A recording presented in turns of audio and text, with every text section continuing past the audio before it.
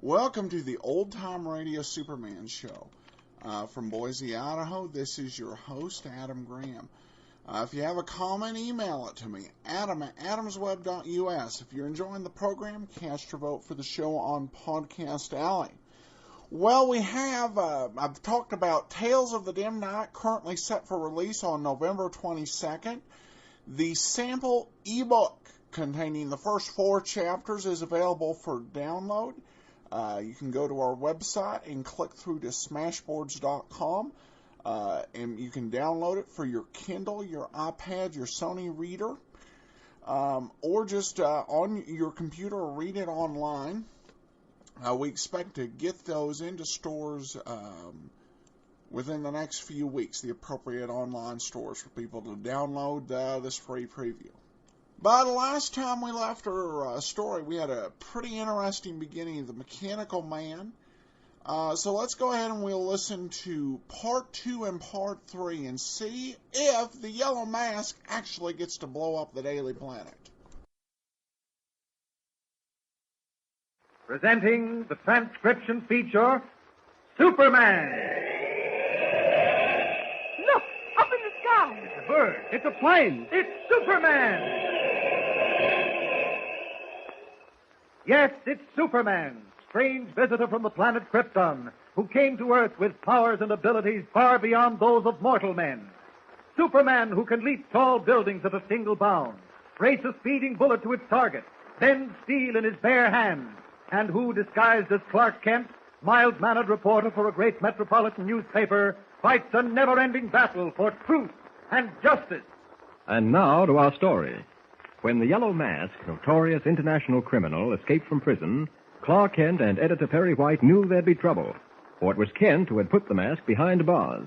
But neither of them fully realized the extent of their danger until a telephone call revealed that the mask had eluded the police and was hidden somewhere in the Daily Planet building seeking revenge. Suddenly, the lights went out, the presses stopped, and the huge 30-story skyscraper was thrown into confused darkness. Leaving White's office, Kent raced down the hall to the elevators. In a moment, his street clothes gave way to the flaming red cape and blue costume of Superman. Ripping open one of the elevator doors, he was about to dive down the shaft when he noticed a car trapped some 10 floors below. A moment's hesitation, and then he reached for the steel cable. Only one way to clear this shaft so I can get down to the basement where that main switch was thrown, and that's to lift the car above this floor. Here goes. Now, these elevator cars must weigh 10 tons. Coming slowly but surely. Somebody's going to be surprised when they see all this steel cable twisted up on the floor. Just a few feet more to go. There. That does it. Now I can crawl under the car. First, I better tie this cable to something so she doesn't drop. No, wait, I won't have to. The safety lock's holding it. That saves time. Now to crawl under. And down. There. Now, there must be a door leading out of the bottom of this shaft. Yes, here it is. I haven't time to force the lock. I'll have to break through it. Now, let's see where we are. I don't know my way around this basement as well as I should. Wait. Strange odor down here. Great Scott, it's gas. Now I know what the mask meant when he said he had a surprise for us. He opened the valve on the gas main. If someone comes down here and strikes a match, this whole building will blow up. Got to find that valve somehow. It's getting stronger. There must be somewhere near the gas main. Good thing my lungs can take this stuff. What's that? Someone's trapped down here, suffocating. Where are you? Speak up. I'm coming. All right, I'll get you out of this. There we are. Just a minute, we'll get some fresh air into your lungs. Now, let's see. That door should lead to an alley. Ah, it does. There we are. That's better, isn't it? That's it. Breathe deeply. You're the night watchman, aren't you? Someone struck me from behind when I came to. Just take it easy. Take it easy. Sit here for a while. I'm going back to find the open valve. Two men in the furnace room. What? Get them out. Gas reaches the oil. Well, burn is it? Got to turn it off first. Where is the gas main? Can't miss it. A red pipe overhead. Red pipe? Follow it. You'll see a valve. What's that? Explosion. Furnace room. You stay here. I'll be back. There were 2 men in the furnace room. The boilers blew up. I'm afraid I'm too late. Oh, I can see flames. Burning oil. Oh, room's an inferno. Those flames spread, this building is doomed. I've got to get those men out first. Yeah, there they are, on the floor. Their clothes are on fire. Here goes. Oh, heat is terrific. Even I can feel it. There. Now I've got them. Now to get out through that wall of fire. Ah, they're badly burned, but still alive. I'll take them out to the watchman. He can call an ambulance while I look for that valve. There. You got them out, eh?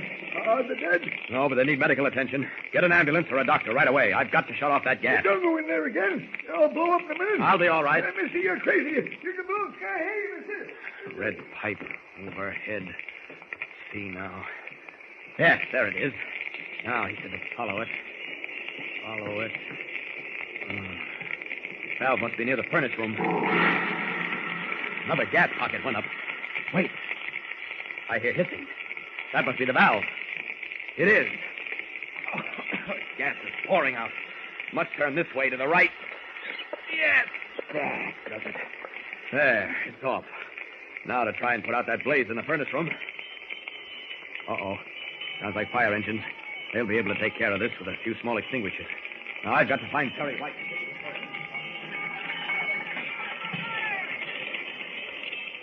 As Kent returns to the editorial offices of the Daily Planet, a strange scene is taking place in the sumptuous penthouse of a fashionable apartment building overlooking the city. The Yellow Mask, no longer garbed in drab prison clothes, stands at a window peering through high-powered night binoculars trained on the illuminated clock of the Daily Planet Tower. Behind him, seated in a chair, is a middle-aged man with close-cropped, sandy-colored hair, thin lips, and greenish eyes with pupils like shoe buttons.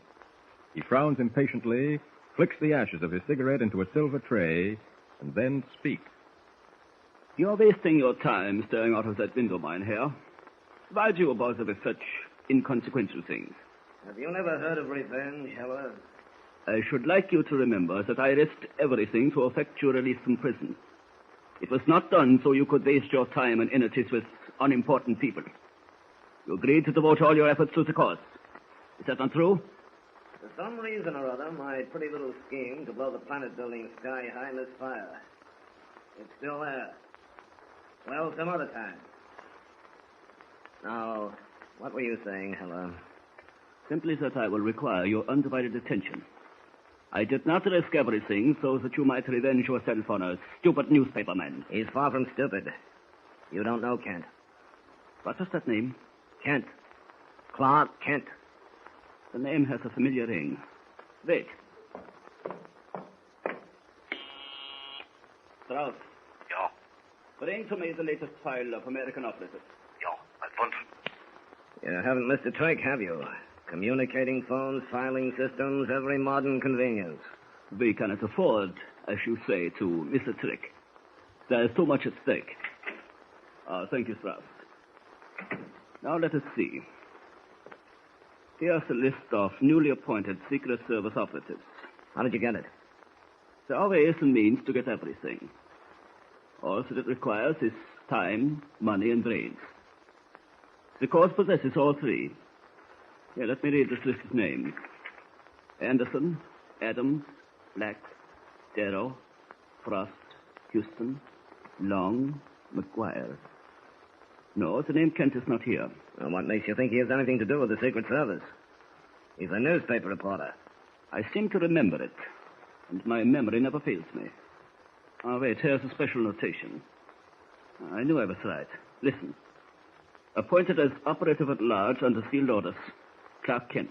When was the appointment made? Let me see. Here it is. 4 days ago. He has not long been on the job. We'd better watch him, Heller.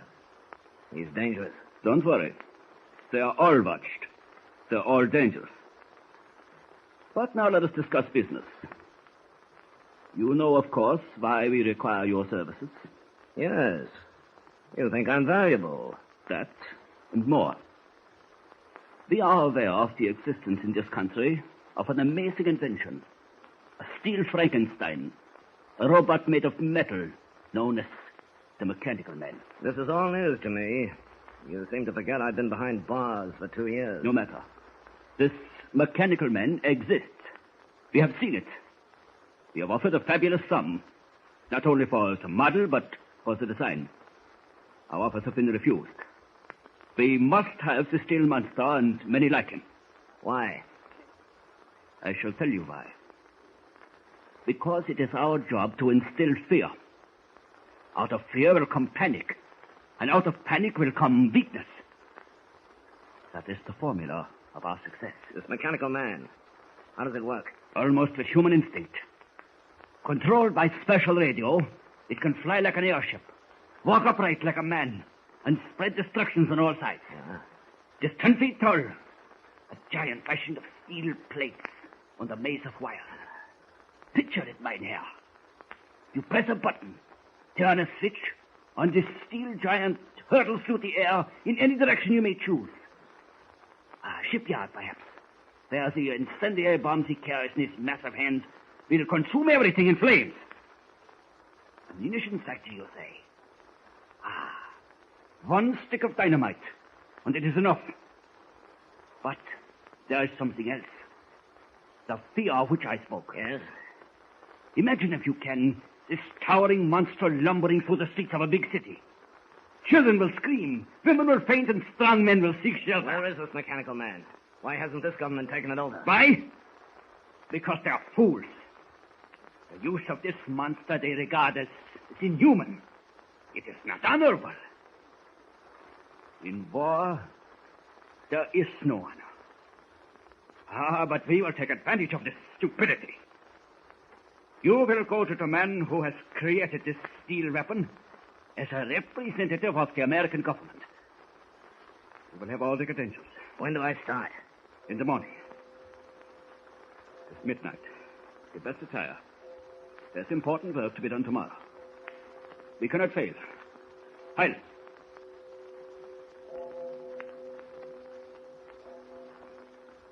Joined by the one man whose diabolical mind matches his own, Max Heller plots to gain possession of a weapon capable of horror beyond all belief. Will the Yellow Mask, shrewd and cunning, be able to get the mechanical man? Who owns this steel monster, and where is it? There's excitement ahead, so don't miss a single episode. Tune in and listen with Superman. Don't forget, tune in again for the next thrilling episode with Superman. Look, up in the sky. It's a bird. It's a plane. It's Superman. Superman is a copyrighted feature appearing in Action Comics magazine.